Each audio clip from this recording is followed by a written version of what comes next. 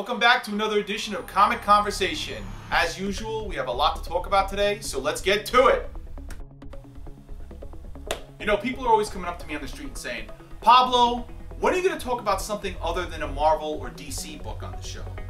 Well, we do have the Independent Spotlight, where we feature hot, up-and-coming independent talent, but we don't usually talk about a Marvel or DC book when we do our books that we give the Cape ratings.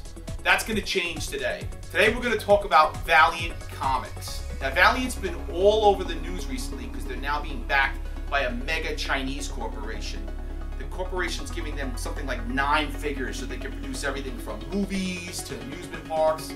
We'll see how that goes. But all this talk about Valiant's making me want to jump on the bandwagon. And so I went and basically burned through a bunch of the books that they put out in the past couple of years. I checked out Bloodshot, Harbinger, and Exo Man of War. And the character we're going to talk about here today spun out of the pages of Exo Man of War. And that character's name is Ninjack. And the book we're going to review is Ninjack #1 by Matt Kindt and Clay Mann. Now, Ninjack is a hero that is part-time British Secret Service agent, part-time ninja. He's sort of like James Bond meets Bruce Lee, if you can put those two together. And this book has him tracking down this mercenary named Roku. She's this badass bitch that can kill you with every piece of her body, including her hair, no lie. So they have a big falling out, and then he sort of lets her go so that he can track her down when she goes back to meet her bosses. And she works for this crazy shadow group called the Weaponeers. In particular, this guy named Cannon who works for the Weaponeers. Anyway, he goes to track her down once she meets up with Cannon, and he goes undercover, real James Bond style, like when in the old James Bond movies he would try to infiltrate a bad guy's inner circle and go and play poker with them and shit like that. A lot of that type of stuff going on. Really awesome book. Really well illustrated book. Clay Mann does an excellent job on the pencils here. Nice style. Kind of reminds me of Olivier Coipel. And Matt Kindt is just as hot a writer as they come nowadays. The book is fun, but not too much fun. It has just the right amount of seriousness to it. I really enjoyed it. I'm going to be back for a second issue. We're going to give this one 4.5 capes. 4.5 capes. Alright, so we just jumped on the Valiant bandwagon. Now we're going to jump back on the Star Wars bandwagon. Last episode we talked about Star Wars Darth Vader #1. Now this episode we're going to talk about Star Wars Princess Leia #2. So, just to give you a quick refresher, all these Marvel Star Wars books that they're putting out take place after episode 4 and before episode 5 in the series. And this book's no exception. This book stars none other than Princess Leia as she travels on a mission to try to save her native fellow Alderaanians. I don't know if I'm saying that right. But basically people from Alderaan who weren't on Alderaan when the Empire destroyed the planet. Now, she's been told by the rebel generals not to pursue this mission, but she's not listening. And she's being accompanied by this female fighter pilot named Evan. And the two of them don't really get along. It's sort of an odd couple sort of situation. Anyway, they travel to the planet of Naboo, and there's some really cool moments in this book. There's a scene where while they're on Naboo, they come across a stained glass portrait of Princess Padme Amidala, and the portrait sort of turns around and looks at Leia. Now, Leia doesn't know Padme is really her mother, but so it sort of freaks her out that she sees this portrait looking at her, and then she thinks she's seeing things. But I think we all know that just like Yoda and Obi-Wan, Padme seems to have found the ability to communicate from the dead, which I thought was kind of cool. There's another part where Leia's pretending to be a tax collector for the Empire, of all things, and she announces herself as First Minister Solo. That's kind of a cool foreshadowing to the fact that she's going to eventually marry Han, even though at this point in the story they don't really get along so well.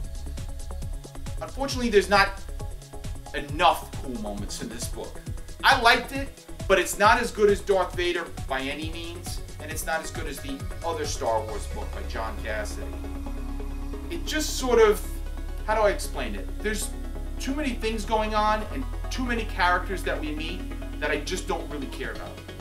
If you're going to do a Star Wars book based on the original trilogy, I think people want to see the original cast members that we all know and love. And if you're going to introduce the character, you better be sure that they're cool as shit and that fans are going to like them. I don't feel that way about the characters they introduced here, especially this Evan person. She's kind of annoying. Even though I think she's supposed to be annoying, it just doesn't really work for me. Also, the artwork, Terry and Rachel Dodson do the artwork here. I was a fan of them years ago when I first started reading them back on the original Harley Quinn series. We're talking 10 years ago, pre-New 52. I haven't been a fan lately. The artwork is just very sketchy. It almost looks sort of like a Hirschfield cartoon or something weird, and they've just kind of fallen off. Mark Waid's a talented enough writer to keep the story somewhat interesting, and it's Star Wars, so it's always going to be somewhat interesting. It's sort of like pizza. Even when it's bad, it's still kind of good. It's just, with the other Star Wars books that are out on the market now, and just all the cool comic books out in general, I just don't think this one's really up to snuff. So I'm going to go ahead and give this one 3 capes. Like I said, somewhat interesting, but not a great book. And I hate to give a Star Wars book that low ranking, but I guess it is what it is. So wait a minute, she went back to Naboo and she didn't see Jar Jar Binks? No, thank God, right? Oh, poor Jar Jar. They say it takes a real man to admit when he's wrong, so hopefully I become a real man on today's episode. A couple episodes ago, we talked about Ant-Man #1. And I had some apprehension about giving that book a 5 cape rating.